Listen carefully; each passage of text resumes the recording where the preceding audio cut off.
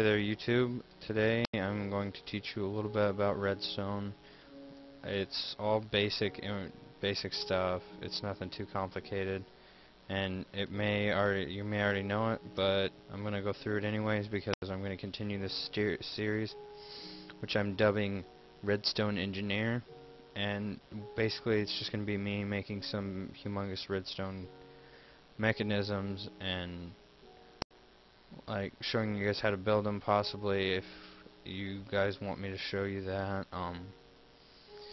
But it's also going to be just making contraptions that I think could be put into like adventure maps or used in multiplayer, or they're just cool and interesting to see.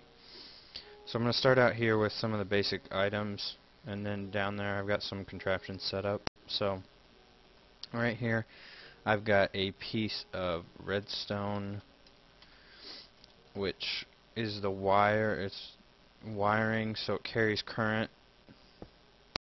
And this right here is a redstone torch. It puts out current so the wire can carry it. So it goes in the 4 directions. It powers the 4 blocks around it, a block on top and a block below where the torch is placed. So the only thing it does not power are these 4 corners. As you can see, they're not powered. And right here we've got a lever, a toggle, or a switch. It depends what you want to call it, but they're all, I've heard it called that, every single one of those. So what it does is you flip it and it just outputs current. So it's got an on and an off position, and depending on what you have it in, it'll put out current. This right here is a button. This just, you press it, and you press by right clicking. You press it and it will push, or it'll put out current, just a pulse. It's not anything, it's not like continuous, it's just a little pulse of current.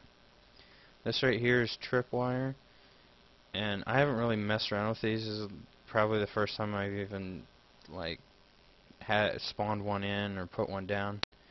But what they do is basically you put string in between. If I had another one set up somewhere over here, you put string in between them and you walk across it, and it will output current through whatever's around it. Like if you got wire here, it'll output current to that wire.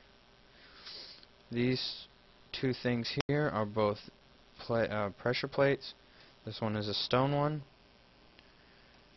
and this is a wood one. The wood ones can be activated by items, so if I throw this down, it activates it. But if I try to throw it on there, nothing. The stone ones have to be can only be activated by a living being, so like a being. So like myself or another player or a mob can activate these, but they aren't activated by items or blocks or anything like that. What I've got right here is a redstone repeater, so you'll put down your wire and it will carry the current and repower the current so it can go farther. Because right now, if I just made a line and put a torch at one end, it would only go out 15 blocks, and then the power would just disperse and you couldn't use it anymore, or it wouldn't activate anything. But if this is your 14th block away from your power source, you put this down and it will power it to go another 15 blocks, and then you put another down and another, and so on. So these right here are pressure plates, or pistons. Blah, blah, blah. This is a normal piston, this is a sticky piston, and I will show you what the difference is. They both do extend the same, and the only thing that is different is this regular piston only pushes the block away. It doesn't pull it back. The sticky, however, as you can see, pulls it back. So, there you go. These right here are dispensers. You can actually right click on them and put things in them. And if you give current or put current into it, it will pop out whatever item is in there. these are note blocks. I haven't ever actually used these. Um, just recently did I find out that you right click to change the tune, or the tone, I should say, of the block, so you can make musical, or you can make melodies and stuff with it. That's how a lot of the... And I've never really messed around with these because they're a hassle. You gotta get the timing right and make sure you got it tuned to the right key, and it's just too much work. So I probably won't be using any of those. This right here is just a simple setup. We've got our lever, some redstone wire, and an iron door which cannot be opened by right clicking. So if I flip the switch, it'll send out the current and open the door. Fairly simple. Now here we have a thing you have to watch out for. So if I've got any kind of redstone powered anything where this door is, and I try to power it, it will only power this because the wires, the redstone is actually touching this door. The door block, I should say. It's touching the door block. This corner, however, is not, it's not connected to the door, so it's not going to activate this door or whatever you have there. Okay, and here's how you can use pressure plates. This is a really simple way. You just step on them and they'll open the door for you, and you can go through them. If you have another one on the other side, you can walk back through. This, you just throw a item on the pressure plate, walk through the door. Those are good if you want to do like you have to sacrifice something to get in to somewhere. Okay, and here is probably the very first major thing that's widely used in redstone, like creating redstone contraptions and mechanisms and whatnot. This is a clock. Now these are repeaters, and the ticks on them are how delayed the signal is traveling. So like the more it's ticked, the slower it'll go. So if I just give this a quick flick, it sends the current around, and that's a clock for you. And they're really nice because if I go over here, I'm going to break this to shut it off. That's the problem. You have to break a piece of redstone to stop the current, but there's a way you can fix that so you can stop it yourself without having to break the redstone. And I'll show you that here in the next one. But right here we have, I'm just showing you the, oops, just going to show you that how it works. So you can have an output, and you can basically have as many outputs as you want, but it'll just continue to do that. It'll just keep, I don't know if you can actually hear it, but you can see the note coming out. But yeah, and once again we're still having the issue of, well, this is going to get annoying after a while, so how do I shut it off? So I have to break this and then replace it. Well, over here I've got a clock again, and it works just the same, but this thing right here I like to call an on-off switch.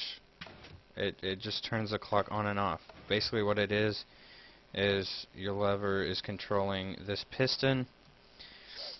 This piston is a sticky piston, and it's got a hold of this gold block. It doesn't really matter what block it is, but these repeaters will send the current through that through the block when the block's extended. Right now it won't do anything, but when that block's extended, it'll transfer over and go around.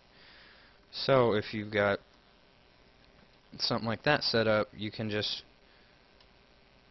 oh, it's not working. See, you don't have to worry about, it doesn't work until you actually flip this, and then there you go.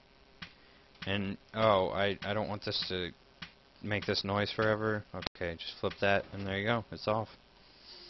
It's fairly simple. We're getting to the last couple of things here, and this is one thing you do want to worry about when you're building redstone or anything. Water, this bucket of water will mess up your redstone. Granted, it just makes it pop, You can pick it back up, but it's still, if you're building something big, it could be annoying. And then if I, also another thing that'll screw this up, and it screws it up even worse, is it'll destroy your redstone wire, and it'll destroy it, like you can't pick it back up. The lava burns it up, and water will just make them pop. So you gotta watch out for those things when you're building. And here is a little demonstration of a dispenser. So I have arrows in it, and it shoots them out. So you just keep flipping the lever. You can shoot out arrows. Now here's something upgraded. Oh, uh-oh. Hold on a second. I had a little mishap. It's okay. I'll just put these arrows back in here. It'll all be okay. Okay. Now, what I've got is this is still a clock. It's just a miniature version, and it doesn't have an on-off switch, which I could have put one in. I just wanted to make a small little thing to show you. Now you can have a arrow dispenser. So if I was in survival, this would be doing damage, but since I'm just in creative, it doesn't really matter. But yeah, you can use that. That's most of the time how they make the arrow walls in survival maps. So that's all I've got for this episode, but in the next episode I'm probably going to go over some more of the how water and lava affect other redstone parts, like the other blocks and stuff that come with redstone.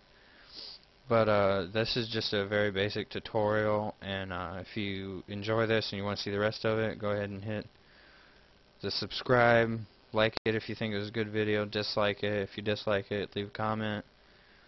I will take constructive criticism. I'll ignore you if you're just saying I'm terrible and somebody else is better. I'm just gonna ignore that. But if you wanna tell me something I should do to help make the videos better and make them more entertaining, go ahead and leave a comment, and I will see you guys next time.